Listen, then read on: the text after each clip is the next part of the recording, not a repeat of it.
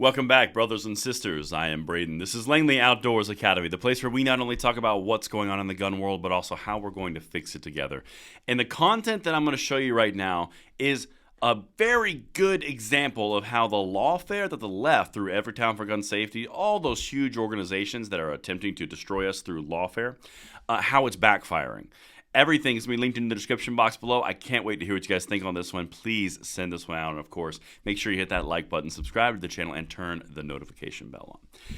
And just as an announcement, guys, tonight we are doing a charity event. I'm really excited. We're going to do a live stream. It's going to be around 8 o'clock Central Time, so 9 o'clock Eastern. And we are going to dive into an hour together where a sponsor gave me the opportunity and I couldn't pass it up. So we're going to donate everything directly to a charity of Special Operations Warriors. And I cannot wait to see you there. It's going to be a lot of fun. We're going to hang out for about an hour to an hour and a half. But with that said, make sure you are there. Let's dive in because lawfare just got to blow right to the cookies. All right. You guys remember when I did this story? It was very recently. Families sue Kentucky gun shop that sold AR-15 used in 2023 bank shooting. Remember that story? Well, the entire principle behind that video that I made was the left, through Everytown Law, which is the legal arm of Everytown for Gun Safety. It's basically a legal attack group when they just go around and destroy anything that they can beat up. Well, the entire thing was they're attacking people in Kentucky, the gun shops, individually. And the idea was the employees of the gun shop should have known that the person was mentally defunct and all these things, all while ignoring everything else about it, about passing federal background checks, all the things, right? Well, now, wouldn't you know it, we have a Supreme Court ruling coming out of New Hampshire, which kind of throws a little bit of a wrench in that plan. Check this out. New Hampshire Supreme Court sides with gun store in lawsuit filed by Manchester police officers. Almost the exact same scenario, except this is police officers. Check this out. The New Hampshire Supreme Court has sided with a dairy gun shop and the Department of Safety in a lawsuit that was brought by two Manchester police officers who were shot in the line of duty in 2016. These two officers were shot during a gas station robbery, so they decided to sue the gun shop. Sound familiar, right? We got Kentucky suing the gun shop that sold the gun. You got New Hampshire two officers suing the gun shop that sold the gun, right? Listen to how it backfired. This is important. The officers sued the gun shop that sold McPherson the gun in the Department of Safety, which oversees the background check process, arguing that McPherson, who is the bad guy in this case, should not have been able to buy the gun because of prior mental health issues. Again, do you see any similarities to the Kentucky case? The entire point was he's mentally defunct. How could you sell him a gun? He's mentally defunct. That was the entire basis for the civil lawsuit. Well, it's the exact same thing in this one from New Hampshire, and it didn't work out for the gun controllers. They are always looking for an angle, and this one just got hurt a little bit, all right?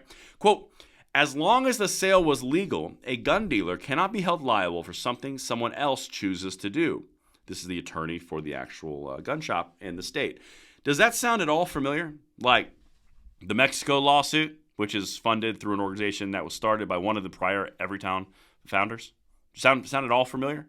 Or the Kentucky, or the Remington, or all of these things that the left is using lawfare against gun manufacturers, gun sellers, and the entire gun supply chain. They're trying to destroy it through lawfare.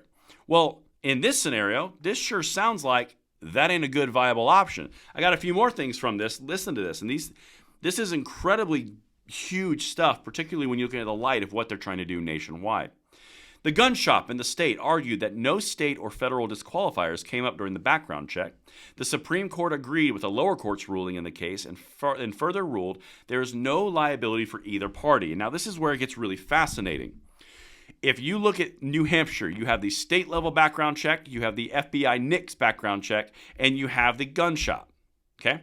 So why is this organization not suing the federal government through the NICS background check system, the FBI? Well, they didn't name them as a plaintiff. So why, I wonder? So they went with the state and they went with the gun shop, maybe because they're lower totem or they're lower fruit on the tree, and they're not going to have as big a defense budget underneath the DOJ. Maybe that had something to do with it. So the big thing here is the state background check went through, the federal background check went through, and the gun shop had no red flags when they were buying it. Forgive the wordage. That's a really important part because if you look at Kentucky, that's the exact same thing, and it's the exact same thing they consistently try to do nationwide. This is a this is a thorn in their or a thorn in their paw, or a stone in their shoe, however you want to phrase it. This is why it's not going to work. That's also why federally the PLCAA is in place. Keep going. The court found that a state statute protects gun dealers and manufacturers from liability, and said McPherson was not disqualified from possessing a firearm at the time under federal law.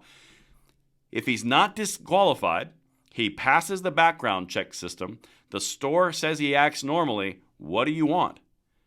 Honestly, what do you want? It's the same thing in Kentucky. The guy was acting nervous and he was a little embarrassed. Okay. That's not quite the same as screaming at a shadow in the room, staring at the wall the whole time. It's a little bit different, right? Last thing. Attorneys for the officer said McPherson shouldn't have been able to buy the gun in part because of his history as a patient of several mental health facilities. Okay? But the court said those visits did not meet federal definitions that would bar someone from buying a gun. That's the emperor has no clothes moment right there. You have the entire federal system, which dictates who is and who is not on the prohibited list based off of mental defect or mental adjudication, whatever you want to say, right? If you aren't meeting that bar and you get a background check clear from the FBI and you get a background check clear from the state level and the store finds nothing in your behavior that's concerning, I'm really curious where you're coming from, where you think you're going to win this, unless this is all about political will and a political outcome versus an actual winning outcome. They're throwing whatever they can against the wall just to see if it sticks in order for a political victory. The money would be a bonus, but really this is about political victories and teaching other gun shops, don't you sell guns, you might as well go out of business now. And that is why this is so important, because New Hampshire just said, nah, boo, that ain't going to work. Let me know what you guys think in the comments below, and I will see you tonight on the live stream, and I can't wait. I will see you later.